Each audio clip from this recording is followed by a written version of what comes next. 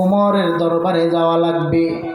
এবার ওই মহিলা ওমরের দরবারে যাওয়া মাত্র যাইয়া তাকা দেখেন ওমরের দরবারের রাজ সিংহাসনে গত রাত্রের যুবক বসা। সুবহানাল্লাহ। ভাইরা আমার, এই জন্য বলে দিয়া যায় নবীওয়ালা হও, নবীওয়ালা হও, নবীওয়ালা হও।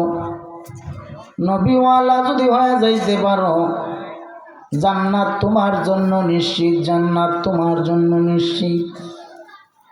ওই উমর এবার ডাক দিয়া বলেন, ও মা, আমি আরো আগে আপনার খবর নিতে পারলাম না। মা গো, না জানি কতদিন তুমি এই অনাহারে না খাইয়া কষ্টে ছিল। ও মা, আজকে আমি আপনার খবর পাইছি। এতদিনে আমার অন্যায় হয়েছে, আমি আগে কেন খবর নিলাম না গো মা? আপনি আমার বিচার করেন, যা মন চায় বিচার করেন। মাথার পাগড়ি খুলিয়া দেয় আর ডাক দিয়া বলেন, পাগড়ি দিয়া আমার গলায় বাঁধো, শেষরাইয়া আমারে শাস্তি দাও। তারপরেও আল্লাহর কাঠগড়ার আদালতে আমারে ফাঁসির আসামি বানাইয়া জাহান্নামের কাঠগড়ায় দাঁড় করাইও না গো মা। মহিলা আমার আল্লাহর দরবারে ওমরের জন্য দোয়া করে আর চোখের পানি ছেড়ে দিয়া ডাক দিয়া বলে, ও মালিক, এই ওমরের মতো এমন বাদশাহ যদি এই জমিনে থাকে, এই জমিনটা, দুনিয়ার জমিনটা নূরে নূর হয়ে যাবে, জান্নাতের বাগান হয়ে যাবে। আল্লাহর নবী গো, নূরের নবী গো, কোন সাধনে পাইব দর্শন। বলেন আল্লাহর নবী গো, নূরের নবী গো, কোন সাধনে পাইব দর্শন।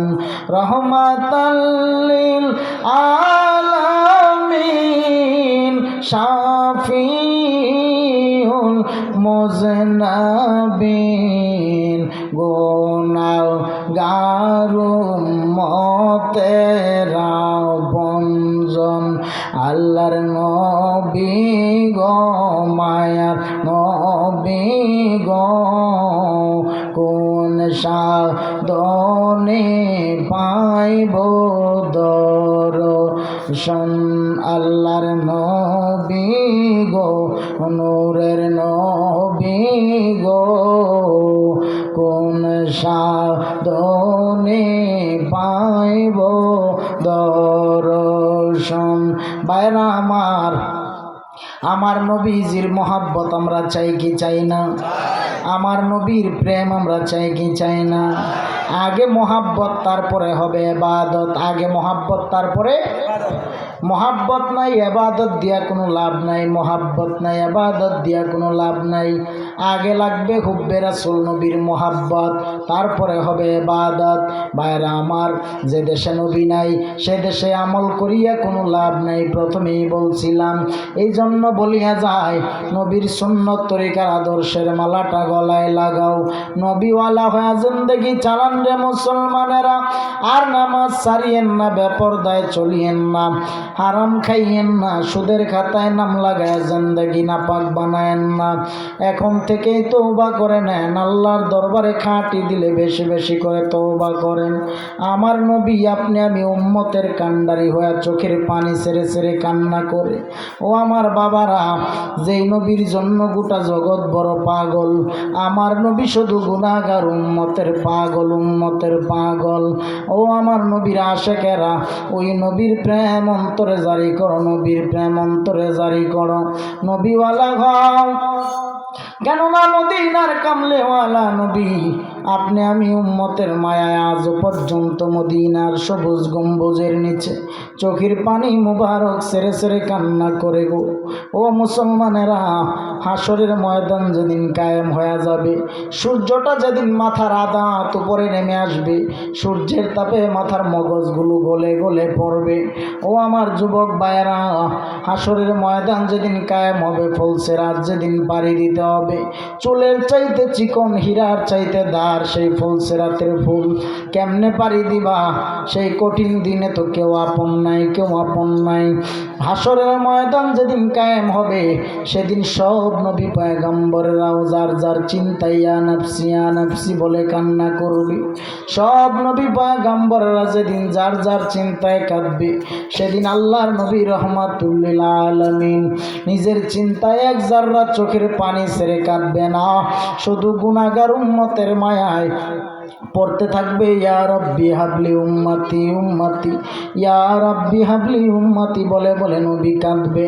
গুনাহগার উম্মতকে একটা সেকেন্ডের জন্য নবী বলে না। এই জন্য বলিয়া যায়, নবীকে ভুলিয়েন না মুসলমানেরা, নবীকে ভুলিয়েন না। নবীওয়ালা হয়ে যান, নবীওয়ালা হয়ে যান।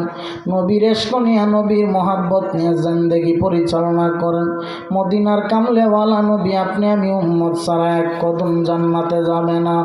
এজন্য বলিয়া যায়, যেই নবী আপনি আমি উম্মতের মায়ায় এত পাগল, এত পাগল, নবীর মোহাব্বতে আজকে থেকে যারা যারা এই মাহফিলে বসছেন, সকলেই নিয়ত করে নেন তওবা করবেন। তওবার যদি খাঁটি নিয়ত থাকে, দুটো হাত আমার আল্লাহকে দেখায় দেন।